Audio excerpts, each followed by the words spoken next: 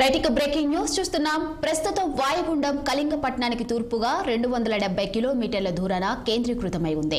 రేపటికల్లా తీవ్ర వాయుగుండంగా మారే అవకాశం ఉంది. ఈ వాయుగుండం ప్రభావంతో ఏపీ తెలంగాణలో వర్షాలు కురుస్తున్నాయి. రానున్న 48 గంటల్లో భారీ వర్షాలు, పలు ప్రాంతంలో అతి భారీ వర్షాలు కురుస్తాయని వాతావరణ శాఖ అధికారులు హెచ్చరించారు. ఇప్పటికే ఉత్తరాంధ్ర జిల్లాలో గత రాత్రి నుంచి ఎడతెరపు లేకుండా వర్షం కురుస్తుంది. ఇప్పుడు భారీ వర్ష సూచనతో ప్రజల్లో ఆందోళన వ్యక్తమవుతుంది. అయితే భారీ వర్షాల నేపథ్యంలో ఏపీలోని కోస్తా జిల్లాలకు రెడ్ అలర్ట్ జారీ చేశారు. ఇక ఉమ్మడి విశాఖ జిల్లా యానంలకు ఆరెంజ్ అలర్ట్ ప్రకటించారు. తీరం వెంబడి గంటకు 40 నుంచి 50 కిలోమీటర్లు, గరిష్టంగా 70 కిలోమీటర్లు బలమైన గాలులు వీచే అవకాశం ఉంది. కళింగపట్నం, భీమునిపట్నం, గంగవరంచ, కాకినాడ రేవుల్లోని పోర్టులలో 3వ నెంబర్ ప్రమాద హెచ్చరికను అధికారులు జారీ చేశారు. ఇక అటు తెలంగాణలోని పలు జిల్లాల్లో భారీ వర్షాలు కురుస్తాయని అధికారులు తెలిపారు. ఉమ్మడి ఆదిలాబాద్ జిల్లా, ఉమ్మడి వరంగల్ జిల్లాల్లోని పలు ప్రాంతాల్లో పాటు ఖమ్మం జిల్లాలోని వివిధ ప్రాంతాల్లో భారీ నుంచి అతి భారీ వర్షాలు కురుస్తున్నాయి. దీంతో ఈ జిల్లాలకు ఆరెంజ్ అలర్ట్ జారీ చేశారు అధికారులు. వాతావరణ శాఖ హెచ్చరికల నేపథ్యంలో అధికార యంత్రాంగం అప్రమత్తమైంది. ఇక ఇదే అంశంపై మరింత సమాచారం మా ప్రతినిధి కన్నబాబు ఫోన్ లైన్లో అందించేందుకు సిద్ధంగా ఉన్నారు.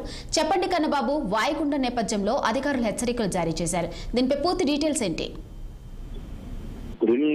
ఏదైతే బంగాళాఖాతంలో ఏర్పడినటువంటి వాయుగుండం ప్రస్తుతం కళింగపట్నానికి తూర్పు దిశగా 270 కిలోమీటర్ల దూరాన్న కేంద్రీకృతమై ఉన్నట్లుగా తెలుస్తుంది. రేపటికల్లా తీవ్ర వాయుగుండంగా మారే అవకాశం ఉన్నట్లుగా ఇప్పటికే వాతావరణ శాఖ అధికారులు కూడా అంచనా వేస్తున్నటువంటి పరిస్థితి అయితే ఉంది. ఈ వాయుగుండం ప్రభావంతో ఏపీ తెలంగాణలో భారీ నుంచి అతి భారీ వర్షాలు కురిసే అవకాశం ఉన్నట్లుగా కొంత సమాచారం అయితే అందుతున్నటువంటి పరిస్థితి అయితే ఉంది. రానున్న 48 గంటల్లో భారీ వర్షాలు, పలు ప్రాంతాల్లో అతి భారీ వర్షాలు కురిసే వాతావరణ శాఖ హెచ్చరికలు అయితే జారీ చేస్తున్నటువంటి పరిస్థితి అయితే ఉంది.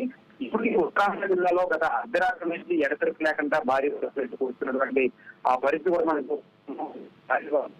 ప్రజల్లో ఆందోళన కూడా వ్యక్తమవుతున్నటువంటి పరిస్థితి కూడా చాలా స్పష్టంగా కనబడుతుంది. అయితే భారీ వర్షాల నేపథ్యంలో ఏపీలో కోస్తా జిల్లాలకు ఇప్పటికే రెడ్ అలర్ట్, ఆరెంజ్ అలర్ట్ అయితే జారీ చేసినటువంటి పరిస్థితి కూడా కనబడుతుంది.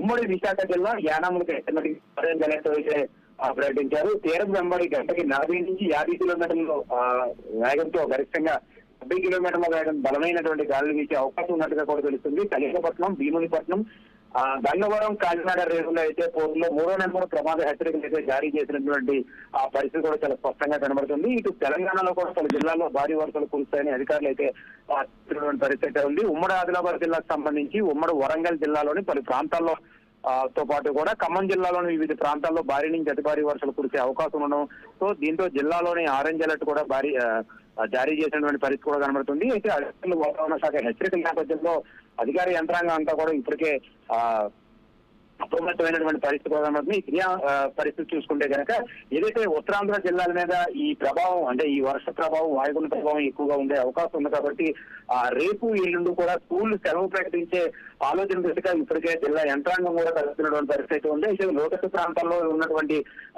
ప్రజలందరినీ కూడా ఇప్పటికే సురక్షితమైనటువంటి ప్రాంతాలకు అయితే తరలిస్తున్నటువంటి పరిస్థితి కూడా ఉంది. అలాగే ఆ సముద్రంలోకి దాటకు వెళ్లొద్దని ఇప్పటికే అధికారులు అయితే హెచ్చరికలు జారీ చేశారు. ఈ నేపథ్యంలోనే ఈ సముద్ర తీర ప్రాంతాల్లో మత్స్యకారులందరినీ కూడా సురక్షిత ప్రాంతాలకు వాళ్ళని కూడా పంపించే ప్రయత్నం కూడా చేస్తున్నట్టు తెలుస్తుంది. ఇక శ్రీకాకుళం జిల్లాలో లోతట్టు ప్రాంతాలన్నీ కూడా ఇప్పటికే జలమయమైనటువంటి పరిస్థితి ఉంది. అలాగే విశాఖలో చూసుకుంటే కనుక ఏదైతే పెందుర్తి పరిసర ప్రాంతాల్లో కొండవాళ్ళ ప్రాంతాలన్నీ కూడా కోతకు గురవుతున్నటువంటి పరిస్థితి ఉంది. దీంతో ఆ పైన ఉన్నటువంటి బిల్డింగ్లు కూడా కూలిపోయే అవకాశం ఉన్నట్లుగా కొంత సమాచారం అయితే అందుతున్నటువంటి పరిస్థితి కూడా ఉంది. ఇక్కడ అనకాపల్లి, పైకిరోపేట, యనమంత్రి నియోజకవర్గాలకు సంబంధించి కనుక ఏదైతే లోతట్టు ప్రాంతాలన్నీ కూడా ఇప్పటికే చాలా వరకు కూడా జల దిగ్బంధమైనటువంటి పరిస్థితి కనబడుతుంది.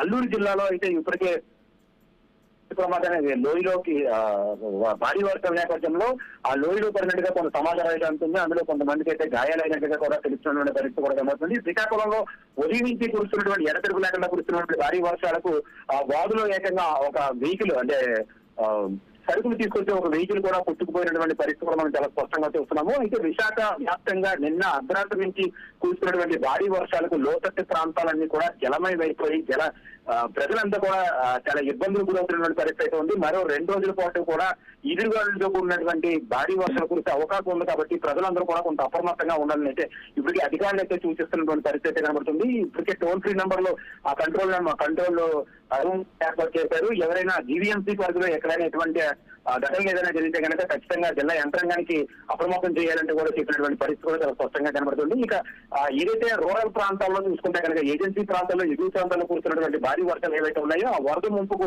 లోతట్టు ప్రాంతాలన్నీ కూడా వరద ముంపు కొట్టుకుపోయే అవకాశం ఉంది కాబట్టి ఆ ప్రాంత ప్రజలందరినీ కూడా అలర్ట్ చేసి ఇప్పటికే సురక్షితమైనటువంటి ప్రాంతాలు అయితే అధికారులు అయితే అప్రమత్తమైనటువంటి పరిస్థితి చాలా స్పష్టంగా కనబడుతుంది Lakshmi. Right, thank you Kannababu.